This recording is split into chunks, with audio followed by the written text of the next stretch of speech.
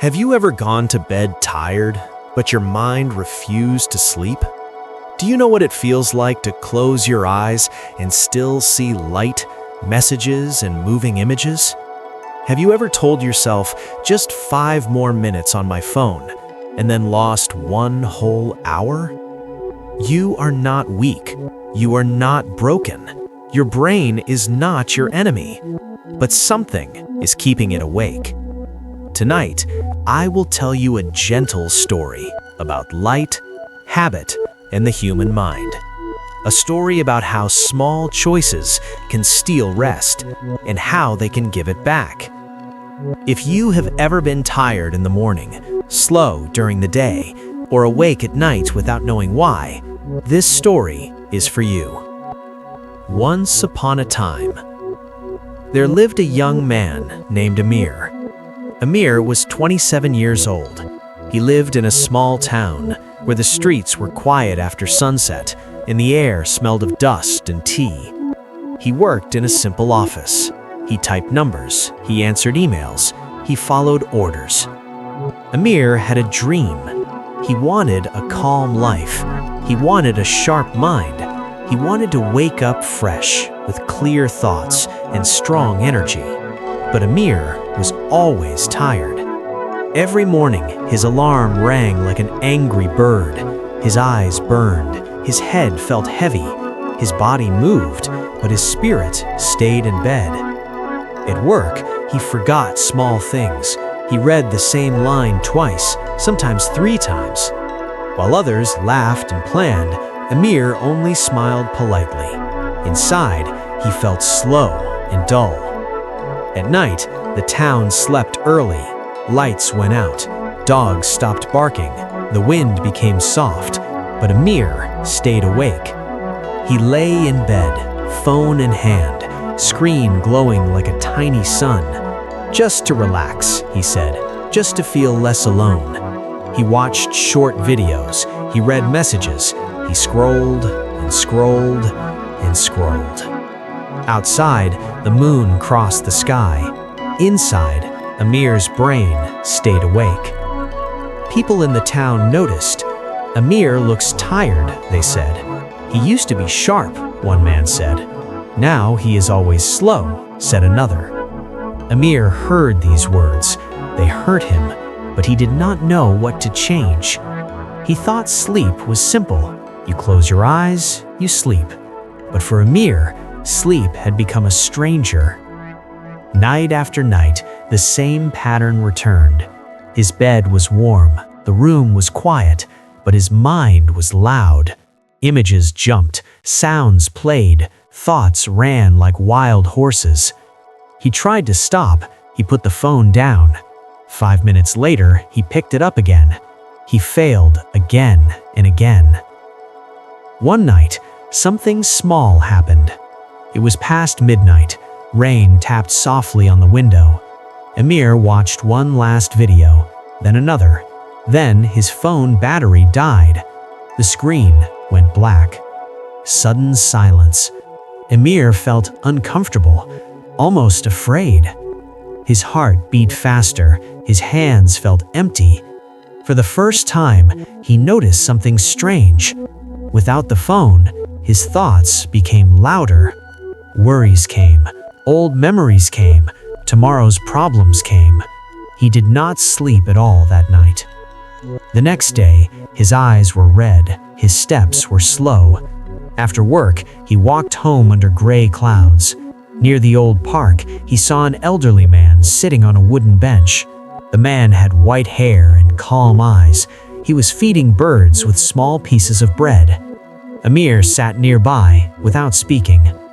After a while, the old man looked at him. "You look tired," he said gently. Amir nodded. "I cannot sleep," he replied. The old man smiled, not with joy, but with understanding. "Tell me," he said, "what keeps you awake?" Amir hesitated. Then he showed his phone. The old man did not laugh. He did not judge. Instead, he took 2 small stones from his pocket. One stone was smooth and dark. The other was rough and light. He placed them on the bench. "This," he said, touching the dark stone, "is your brain at night. And this," touching the light one, "is your phone." Amir looked confused. The old man continued, "Your brain is like the sky at sunset. It needs darkness to rest. But your phone is like the sun, bright, active, loud." Amir felt a small shock inside. The old man went on, "Every message, every video, every movement on the screen is a knock on your brain's door. Knock, knock, knock. How can it sleep when someone keeps knocking?" the man asked softly. Amir said nothing. The wind moved the trees, birds flew away. "But why do I feel worse when I stop using it?" Amir finally asked. The old man smiled sadly. "Because your brain has learned a habit," he said. "It expects noise, it fears silence." He placed the two stones together. When night comes, you give your brain light, so it stays awake. Then you feel tired, so you give it more light. A quiet circle, a painful one. Amir felt tears in his eyes. "Can I change it?" he whispered. The old man stood up slowly. "Yes," he said, "but first, you must allow darkness." That night, Amir lay in bed again. The room felt different now. The air felt heavier. He looked at his phone. His thumb wanted to move. His heart beat fast. For the first time, he understood the fight was not with sleep, but with habit. He remembered the old man's words, "Allow darkness." He turned the phone face down. Then he placed it on the table, not on the bed, not near his hand. His mind screamed, just one look, just 1 minute. It was hard, very hard. His body felt restless, his thoughts ran wild.